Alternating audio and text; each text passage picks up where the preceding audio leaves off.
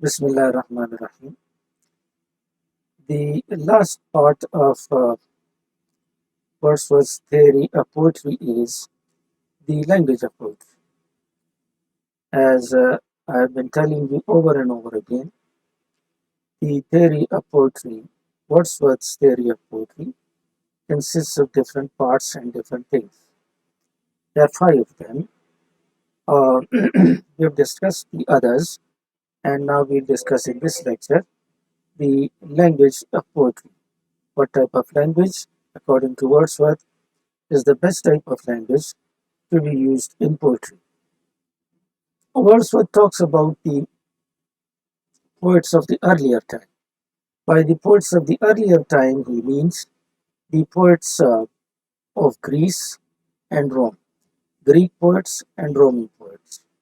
These were the poets who were full of powerful feelings, full of imagination, and when they tried to write something, their powerful feelings and emotions and imagination demanded that their style must also be very great and grand, and that they should use figurative language, as the powerful feelings full of imagination can be expressed in grand style and figurative language only.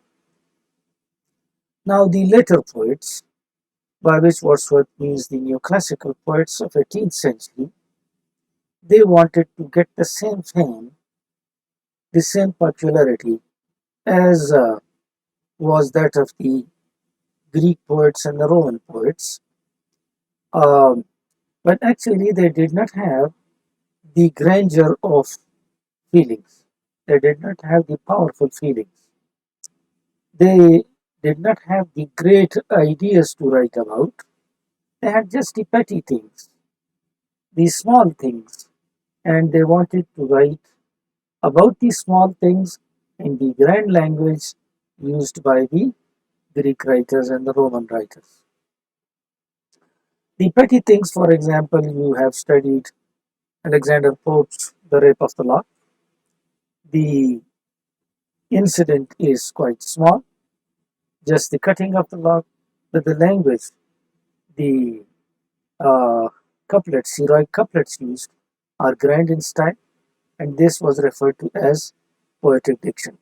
So the relationship between the manner and the matter was not a good one. The manner was great, but the matter was petty or small or insignificant.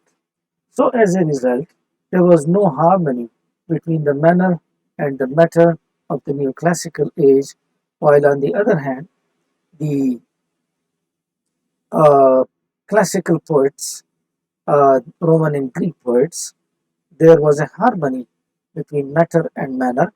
They had great patience, they had great emotions, powerful feelings expressed in powerful style, grand style, and figurative language. This was not the case with the neoclassical writers. The readers of the time were confused because they held the poets in great honor and veneration. They respected the poets and they thought that this would be the greatest type of poetry. But actually, it wasn't, because there was a disharmony between the subject matter and the manner. That was the time, the new classical age, when that person only was considered a poet who writes in a great style, in a grand style, whether the subject matter is great or not. This was something which was abolished by Wordsworth. He completely left behind the poetic diction and did not like the poetic diction. He thought that he would write in the language of the common people, rustic people, villagers, because that language will be the language of the heart, the language of the feelings, at least, and that these people, they daily and hourly communicate with the natural objects, which carries with it the uh, the spirit of God. Therefore, as a result, the language of these people is nice and good.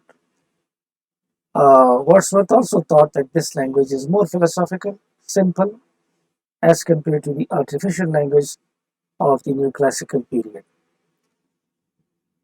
He thought, Wordsworth, and he said in a preface to lyrical ballads, that there is no difference between the language of prose and the language of poetry, and there is no difference between the spoken language and the literary language.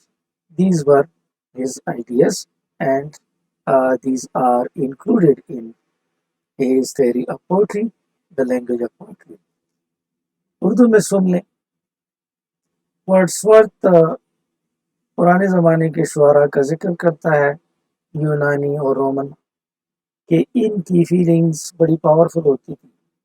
तो powerful feelings को express करने के लिए grand style की ज़रूरत होती है, figurative language की ज़रूरत होती है। फिगरेटिव लैंग्वेज वो है जिसमें सिमिलीज, मेटाफर्स, एनेक्डोटे और फिगर्स ऑफ स्पीच ये इस्तेमाल किए जाएं ज़्यादा से ज़्यादा।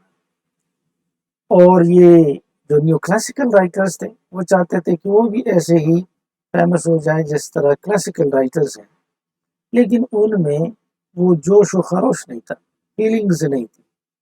उनका सब्जेक्ट मैटर इंतहाई मामूली था, लेकिन वो चाहते थे कि बड़े बड़े अल्फाज इस्तेमाल करें, जिसको उन्होंने पोएटिक डिक्शन कहा, और हीरोइक कपलेट्स को इस्तेमाल करें, लेकिन सब्जेक्ट मैटर इंतहाई बेकार होता था। जैसे कि आपने रेप ऑफ द लॉ को पढ़ा है, जिसमें सब्जेक्ट मैटर तो सिर्फ कटिंग ऑफ द लॉ की है, लेकिन अल्फाज बहुत बड़े बड़े। तो अगर हम देखें तो जो न्यू क्लासिकल राइटर्स थे उनके मैनर, अंदाज और मैटर जिस चीज़ के बारे में लिख रहे हैं, एक हम आहंगी पाई जाती थी, दोनों ग्रेट थे। जबकि जो न्यू क्लासिकल राइटर्स हैं उनके केस में सब्जेक्ट मैटर बेकार और स्टाइल ग्रैंड, तो ये डिसहार्मनी पाई जाती है। वर्ड्सवर्थ ने इस पोएटिक डिक्शन को कंप्लीटली एबॉलिश किया और कहा कि पोएटिक डिक्शन बेकार है, इसकी कोई ज़रूरत नहीं है, बल्कि हम इस्तेमाल करेंगे वो लैंग्वेज जो दिल और फीलिंग्स की लैंग्वेज है, यानी रस्टिक पीपल की लैंग्वेज है, क्योंकि ये लोग आवरली कम्युनिकेट करते हैं नेचुरल ऑब्जेक्ट्स के साथ। तो इनकी लैंग्वेज ज़्यादा फिलोसॉफिकल है बनिस्बत आर्टिफिशियल लैंग्वेज के, जो कि न्यू क्लासिकल लोग इस्तेमाल करते थे। और इसने ये बात भी की, जो कि न्यू क्लासिकल से डिफरेंट है, कि कोई फ़र्क नहीं है प्रोज और पोइट्री के लैंग्वेज में, कोई फ़र्क नहीं है स्पोकन लैंग्वेज में और लिटरेरी लैंग्वेज है। That's the end of Wordsworth's preface to lyrical ballads. Thank you and good.